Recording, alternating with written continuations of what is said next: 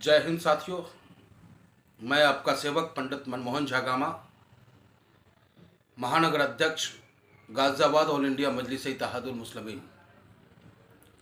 2022 आज जाने को है और 2023 बहुत कुछ लेकर आने को है, जिसके इंतजार में पूरी दुनिया है। इस 2022 कहते हैं ना कि क्या दिया आपको, तो जहां तक मेरा ओपिनियन है, 2022 ने मुझे उस नेता के सानिध्य में काम करने का मौका दिया है। 2022 ने जो नेता हिंदुस्तान का नंबर 1 ईमानदार नेता है, सच और हक की बात बुलंदी के साथ दुश्मनों के आंखों में आंखें डालकर कहने की ताकत रखता है, वो नेता गरीब, मजदूर, किसान, दलित, हिंदुस्तान की सरहदों को सुरक्षित रखने की चिंता, भाईचारा और एकता को बनाए रखने की चिंता करने वाला एक नेता है हिंदुस्तान में। वो नेता है हमारा और आपका ऑल इंडिया मजलिस इत्तेहादुल मुस्लिमीन के राष्ट्रीय अध्यक्ष बैरिस्टर असदुद्दीन ओवैसी साहब। मैं अपने आप को बार बार धन्यवाद देता हूं 2022 को। इस 2022 ने, इतने दिनों से हम भटक रहे थे, लेकिन एक अच्छे नेता के सानिध्य में रहकर जनता की सेवा करने का मौका मिला। तो 2022 को मैं दिल से सैल्यूट करता हूं, उनको अलविदा भी कहता हूं। लेकिन इस 2022 ने एक बहुत बड़ा दर्द दिया है मानवता के नाम पर। रूस और यूक्रेन की जंग, मानवता तार तार हो रही है। इस कड़ाके की ठंड में भी एक तरफ हम पूरी दुनिया नए साल के स्वागत करने को तैयार होंगे, दूसरी तरफ यूक्रेन में रहने वाले लोग, यूक्रेन के फौजी और रूस के फौजी जंग में डटे होंगे। तो यह बहुत बड़ा दर्द यूक्रेन ने दिया। हिंदुस्तान ने और हिंदुस्तान के शासकों ने बहुत कुछ दिया हिंदुस्तानियों को, लेकिन एक सबसे बड़ा दर्द 2022 में जो दी है सरकार ने, वो दी है आपसी भाईचारा तार तार करने का प्रयास। महंगाई चरम पे, बेरोजगारी चरम पे, शिक्षा महंगी, सरकारी शिक्षाओं की हालात बद से बदतर, स्वास्थ्य व्यवस्था बिल्कुल चरमरा चुका। तीन सब दर्दों को हम आम हिंदुस्तानी झेलते आ रहे हैं।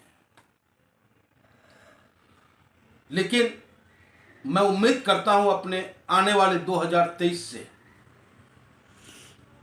कि ये 2023 हिंदुस्तान की आवाम की खुशहाली के लिए हो। इसके साथ साथ मैं कामना करता हूं अपनी मां भगवती से कि सर्व मंगल मंगल्ये शिवे सर्वार्थ साधिके शरण्ये त्र्यंबके गौरी नारायणी नमस्तुते। पूरे विश्व का कल्याण करें मेरी मां। और इस 2023 में हम हिंदुस्तानी महंगाई के खिलाफ, बेरोजगारी के खिलाफ, महंगी शिक्षा के खिलाफ, बदतर स्वास्थ्य व्यवस्था के खिलाफ, इस जुल्मी जालिम सरकार से निजात दिलाने के लिए ऑल इंडिया मजलिस इत्तेहादुल मुस्लिमीन का एक एक कार्यकर्ता सड़कों पे होगा। सरकार का ध्यान इन सारी समस्याओं की तरफ आकर्षित कराने का काम हम ऑल इंडिया मजलिस इत्तेहादुल मुस्लिमीन के कार्यकर्ता करेंगे। और 2023 तमाम हिंदुस्तानियों के लिए शुभ हो, बेहतर हो। सभी हिंदुस्तानी भाइयों के बेहतर स्वास्थ्य की कामना करता हूं। खासकर सरहद पे डटे हुए भारत मां के सच्चे सपूत देश की प्रहरी के लिए प्रार्थना करता हूं परमपिता परमेश्वर से कि उन्हें असीम साहस और ताकत दे, जिनकी वजह से हम हिंदुस्तानी आज सुरक्षित हैं। सरकारें तो आएंगी और जाएंगी, सरकार बनती और बिगड़ती है, लेकिन देश हमारा मजबूत रहना चाहिए। इस नीति के साथ हिंदुस्तान के तमाम राजनीतिक दलों से अपील करूंगा कि देश को आगे रखते हुए बाबा भीमराव अंबेडकर जी ने जो संविधान दिया है, तमाम राजनेताओं से appeal all India मजलिस-ए Ittehadul Muslimeen की तरफ से करता हूं कि धर्म अपनी जगह है, राजनीति अपनी जगह है। देश हित से समझौता, संविधान के साथ खिलवाड़ ऑल इंडिया मजलिस-ए इत्तेहादुल मुस्लिमीन कतई बर्दाश्त नहीं करेगा। मैं उम्मीद करता हूं कि आप ऐसे शब्दों का प्रयोग करें जिन शब्दों से भाईचारा और एकता बढ़े। वो कार्य आप करें जिससे कि शिक्षा व्यवस्था जो महंगी है वो कमतर हो जाए, गरीब के बच्चे पढ़ सके, इसलिए सरकारी स्कूल की व्यवस्था बेहतर हो, इसके ऊपर काम करने का काम करें। जो हमारे देश में आज दलित भाई, खासकर उत्तर प्रदेश में ओबीसी भाई अपने आप को फिलहाल में ठगे हुए महसूस कर रहे हैं सरकार की गलत नीतियों की वजह से।